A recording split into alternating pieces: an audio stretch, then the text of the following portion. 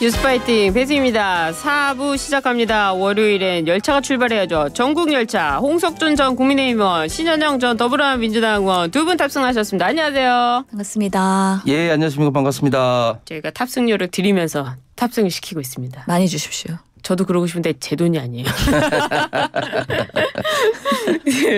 질문 드리도록 하겠습니다.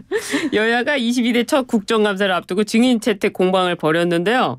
야당이 김건희 여사 관련 의혹을 겨냥한 증인을 채택하니까 여당에서 이재명 대표 관련 증인을 부르겠다고 맞불을 놨습니다. 증인 어떻게 보셨어요? 아니 그러니까 항상 정부 여당 국민의힘 의원들은 맨날 이렇게 방송 나오면 뭔가 지금의 정부 여당의 국정의 문제를 지적하면은 항상 이재명 대표의 사법 리스크로 맞불 작전을 하더라고요. 뭐든지 방탄이다. 민주당이 그거 덮으려고 하는 거다.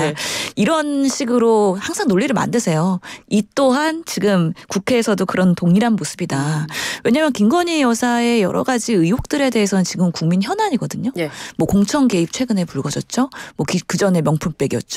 그 전에 또 뭐 도이치모터스 주가 조작. 지금 계속 이런 것들이 해결이 되지 않고 뭐 커지고 있는 상황에서는 국정 부담에 큰 문제가 생길 수 있기 때문에 저는 정부도 이거는 털고 가야 된다. 여당도 그 대통령의 가족 문제에 대해서는 해결하고 가야 된다라는 그 논의가 좀 크게 이루어져야 된다고 생각을 합니다. 국정 감사 증인. 예, 지금까지 맡기만 하고 있었는데 10월 달에 아마 분수령되지 않을까 생각합니다. 그래 어떻게 보세요? 예, 일단 뭐 김건희 여사 관련된 뭐 의혹을 청문회에서 하는 거는 뭐 이런 좀 이해되는 부분도 있습니다만 전 상임위가 사실상 김건희 여사에 대한 어떤 청문회로만 지금 이제 쏠리고 있는 것 같아서 그러면은 이번 정기국회가 어떻게 보면 좀 뭐 민생은 완전히 도외시한 정쟁국회다 그런 어떤 식으로 흘러갈 수밖에 없을 것 같고 특히 사실 국회는 입법의 장으로서 어떤 법안 발의라든지 논의라든지 뭐 증인 채택이라든지 이런 것들이 항상 협의를 진행을 전제로 이제 채택하게 되는데 이번에도 일방적인 어떤 민주당만의 어떤 증인 신청 내지는 결정이 됨으로써 이번 민주당의 어떤 정기국회 운영은 한마디로 또 독주하겠다는 그런 어떤 것밖에 지금 보이지 않는 것 같습니다. 그렇군요. 근데 국정감사는 국정을 감사하는 거예요. 말 그대로. 그렇기 때문에 지난 2005년 3년간의 국정에서의 문제가 있으면 당연히 야당이 지적을 해야 되는 거죠. 그 시간입니다.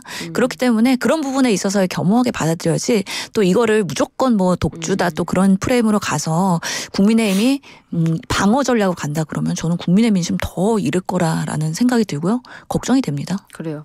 하지만 뭐 국정감사라는 것이 전반적으로 좀 살펴보는 건데 한쪽에 집중된 거 아니냐 뭐 이런 지적도 있을 것 같아요. 행안위가 관심을 많이 받을 것 같습니다 이번에. 그래요. 알겠습니다.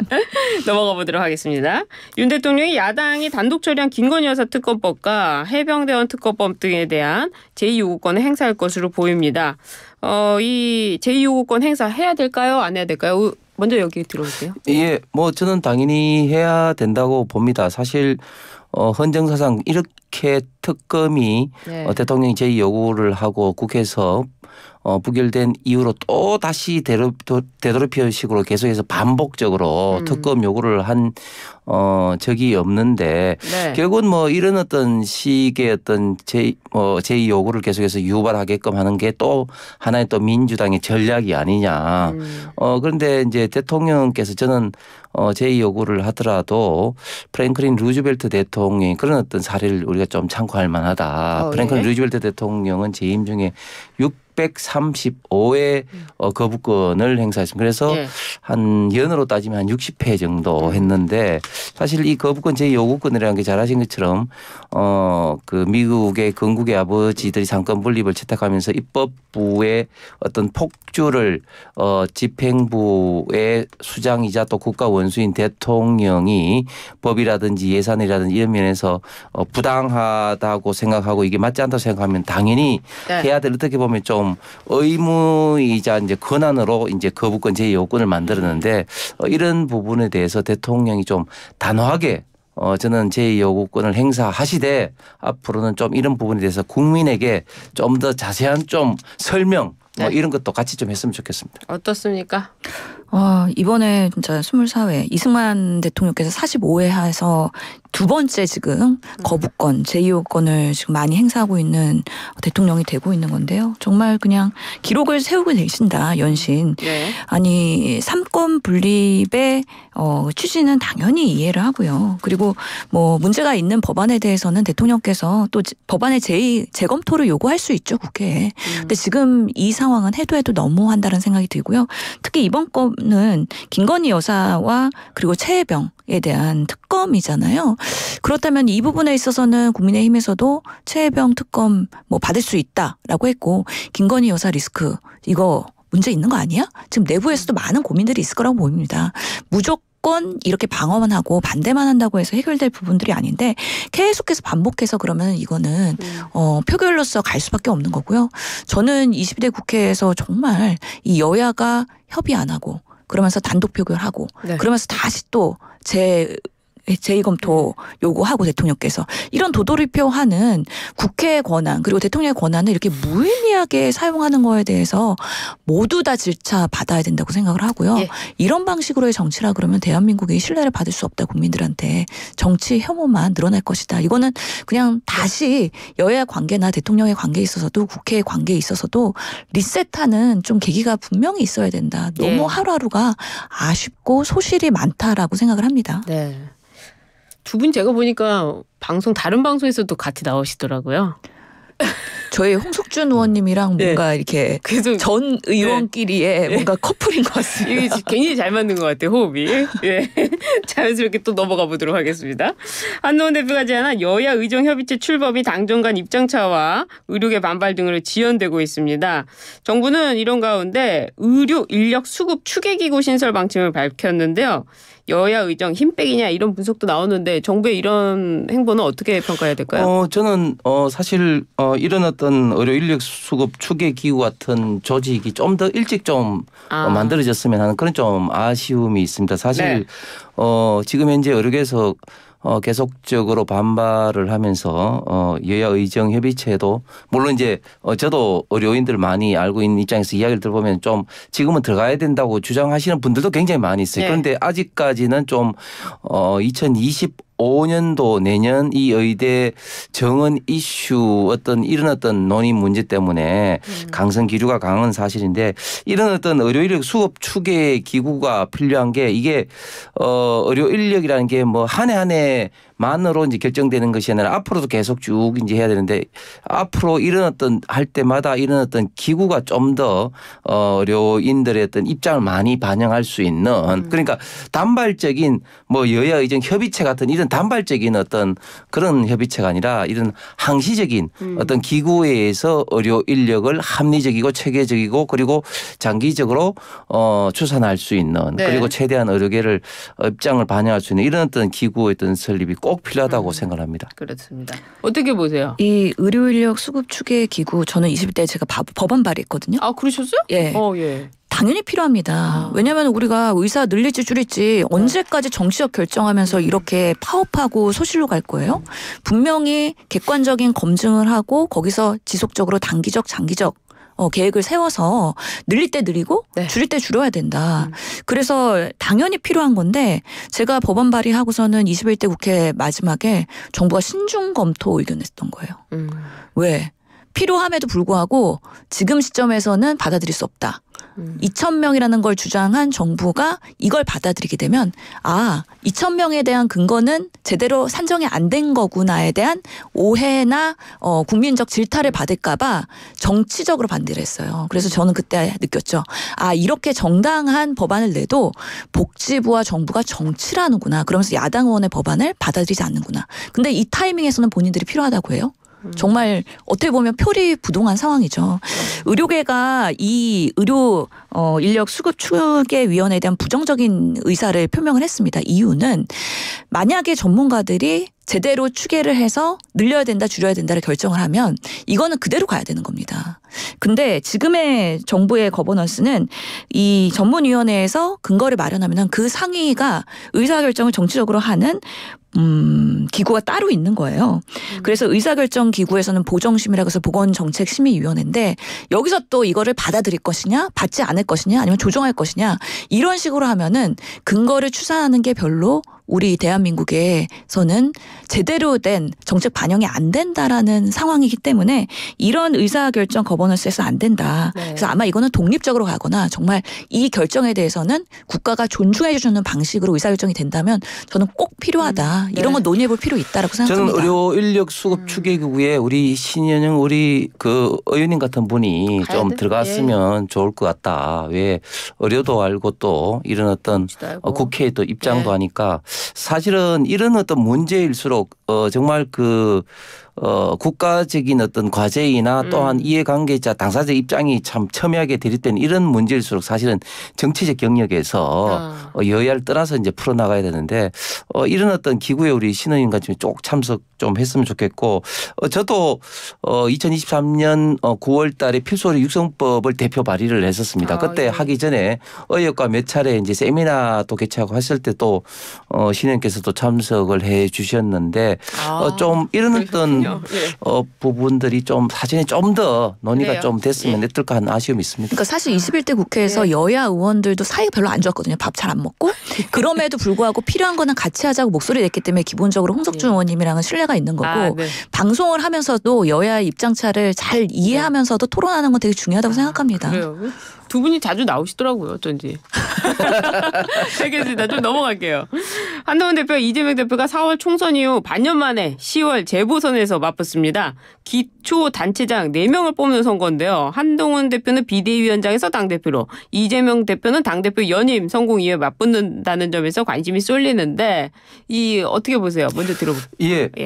기초자치단체장 4곳의 선거지만 저는 정치적 의미가 굉장히 크다고 하는 게 지난번에 강서구청장 보궐선거에서 우리가 봤지 않습니까? 네. 그만큼 이제 이번 보궐선거가 최근에 당대표로 연임된 이재명 대표 그리고 또 한동훈 대표에게도 여러 가지 의미가 있을 것 같은데 지금 이제 두 군데씩 나누어져서 인천 그리고 이제 부산은 이제 우파 보수가 굉장히 강하고 이제 전남의 영광 곡성은 민주당세가 굉장한데 저는 이번에 포인트로 좀 보고 싶은 게 특히 이제 영광 같은 경우는 지금 조국혁신당과 민주당의 어떤 경쟁이 굉장히 지금 현재 치열하고 만약에 여기서 조국혁신당의 후보가 됐을 때는 저는 이재명 대표에게 굉장히 좀 치명적인 좀 타격을 올 수 있다. 특히 최근에 당대표 경선에서 봤듯이 호남에 계신 분들이 굉장히 좀 전략적으로 한 22, 23%밖에 투표에 참여하지 않을 정도로 지금 이재명 대표에게는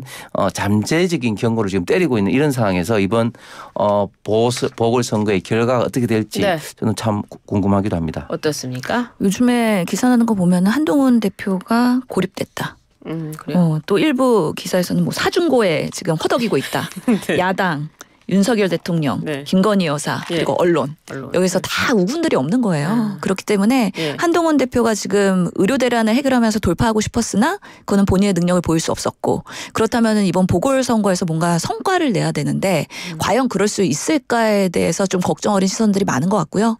이재명 대표 또한 우리 영광군수를 비롯해서 지금 조국 대표가 뭐 한 달살이 하고 계시지 않아요? 그렇기 때문에 민주당에서도 무조건 사수해야 되는 지역이 돼버린 거죠. 그렇기 때문에 결과가 워낙에 지금 박빙이고 일부에서는 오히려 조국형 신당이 뭐 지금 잘 나가고 있다라고 하니까 지금 긴장감 가지고서 민주당이 지금 호남의 민심을 다시 유지하기 위한 노력을 하고 있는 상황입니다. 텃밭에서도 열심히 해야 되는 상황이 되네요. 예, 그렇죠. 이게 시대에 따라서 또 민심률은 계속 흘러가는 겁니다. 금정구청은 어떻습니까? 지금 뭐 금정구청장 역대 선거를 보면은 2018년도에 한번 민주당 후보가 된 적이 있습니다. 그렇군요. 예, 그 이외에는 전부 다 저희 당에서 됐는데 이번에는 사실은 이제 또 하나의 포인트가 이제 조국혁신당과 이제 민주당 후보 어떤 단일화 문제도 좀 있습니다만은 금정구청장에 있던 선거에서는 그래도 궁극적으로는 우리 그 국민의힘 후보가 이기지 않을까 조심스럽게 기대해 봅니다. 알겠습니다. 오늘 이재명 대표 결심 공판이 있는 날이잖아요. 이 결심 공판 구형량에 정치권의 이목이 집중됩니다. 지난번에 공직선거법 징역 2년을 구형했는데 그때도 한번 후폭풍이 있었는데 이번에도 혹시 금구형 이상의 구형이 나오지 않을까 이렇게 예상되는데 어떻게 보세요? 뭐 예측할 수 없죠. 근데 뭐 예, 저번에 선거법에 대해서도 2년 최대 구형한 거잖아요, 검찰이. 네. 그렇기 때문에 이번에도 뭐 크게 이변이 있을까에 대한 생각이 있습니다. 그래서 그냥 지켜봐야 된다. 징역형의 구형이 나올 수도 있다. 예, 검찰은 뭐 항상 뭐 검찰이 김건희 여사 이런 식으로 했으면은 국민들한테 오히려 정치 검찰 아닌데?라는 이야기를 들었을 텐데 좀 공정하게 양쪽 다 원칙에 근거해서 검찰이 해야 되는 일을 하는 거라는 국민의 신뢰를 받을 수 있는 그런 태도를 보여야 되는데 한쪽은 너무 세게 한쪽은 너무 손방망이 이런 방식으로 하다 보니까 좀 신뢰를 계속 실추하면서 검사 탄핵까지 얘기가 나오는 거 아닌가라는 생각이 듭니다.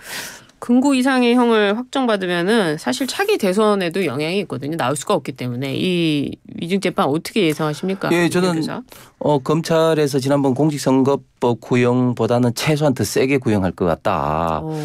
일단 이유는 이 사법 질서에 있던 방해 부분이 선진국일수록 세게 처벌을 하는 어떤 그런 경향이 있는데다가 특히 이 사안 같은 경우는 아주 심플하게 해당되는 어떤 관계자가 극소수이지 않습니까? 그런데 김진성 씨라든지 또 KBS PD 어떤 법정 정언 그리고 관계되는 녹취가 하나같이 이재명 대표가 유전 교사를 지시했다는 것이 지금 드러나고 있고 거기에 대해서는 이미 이제 영장 지난번 실질 심사를 했던 유창훈 판사 같은 경우도 소명이 된다고도 이야기를 했기 때문에 이거는 빼도 박지 못한다.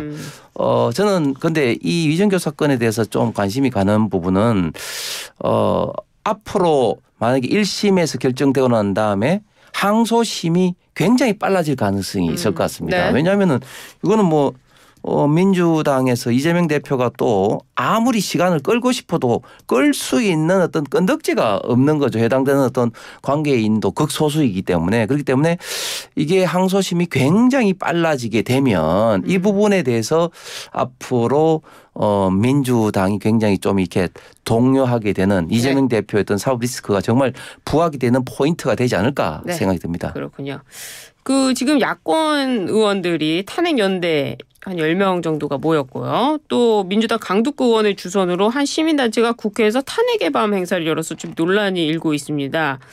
민주당은 당의 입장은 아니다 이렇게 선을 그었는데요. 민주당이 탄핵을 어떻게 준비하는 겁니까? 어떻게 되는 겁니까? 아직까지는 명확하게 당 차원에서의 탄핵을 거론하기에는 조심스러운 부분이 분명히 있다. 오히려 섣불리 했다가 결과는 아무것도 안 되고 역풍될 수 있기 때문에 민주당은 그런 부분에서 국민의 눈높이를 잘 맞춰야 되고 다만 지금 정권에서의 문제 를 계속 드러내다 보면 국민들이 언젠가는 촛불을 들 수 있는 거지 민주당이 먼저 촛불을 든다고 해서 탄핵이 되는 건 아니라고 생각을 합니다. 그러면서 이번에 사안은 개인 의원의 사실 국회에서 의원회관 예약하고 세미나실 하는 것들은 좀 자유로운 분위기에서 이때까지는 필요한 경우에는 크게 누가 뭔가 심의를 하지 않고 그냥 진행할 수 있었는데 그런 시스템에서의 발생한 이번 일이기 때문에 너무 크게 확대 해석하는 거는 뭐 좋지는 않다라고 생각합니다. 근데 탄핵 연대까지 의원 10명이 또 시민단체와는 다른 수준 아니겠습니까? 의원들 10명이 모였다는 것은 또 국회에서도 행사를 열었고요.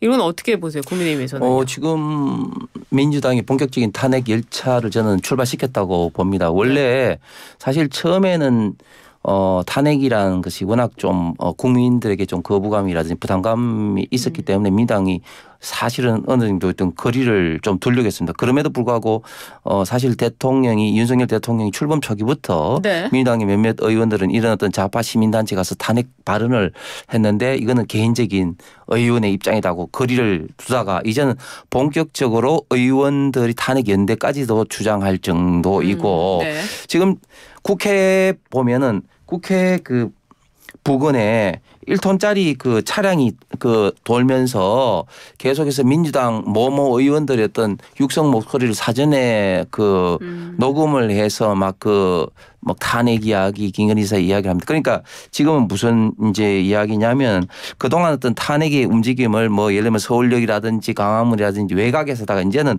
국회를 지금 에워싸기 시작하고 있다. 그런데 이번에 강덕구 의원이 이런 어떤 좌파 강성 시민단체 탄핵을 중심으로 이 단체를 국회로 끌어들인 거예요. 그렇기 때문에 굉장히 지금 저는 심각하게 받아들이고 있는데 이 탄핵이라는 것은 결국은 지금 정권을 심판하기 이전에 국민들의 선택에 대해서 대선 불복을 하고 있고 헌정 질서를 지금 유린하고자 하는 이런 어떤 움직임인데 지금 민주당의 의원이 지금 국회에 끌어들였다. 이거는 굉장히 저는 심각하게 받아들여야 된다고 봅니다. 근데 제가 의정활동 보면은 민주당이 그나마 당내에서는 의원들 한 명 한 명의 의정활동에 대해서 크게 누르거나 개입하지 않아요. 국민의힘 의원들은 상당히 당 지도부의 눈치를 보더라고요. 예를 들어서 뭐 해외 출장을 간다거나 아니면 의사정원 확대 발표 2,000명 했을 때 제가 의료 세미나 같이 하자 여당 의원님을 그랬는데 그 누구도 분위기 때문에 같이 못 하시더라고요. 그래서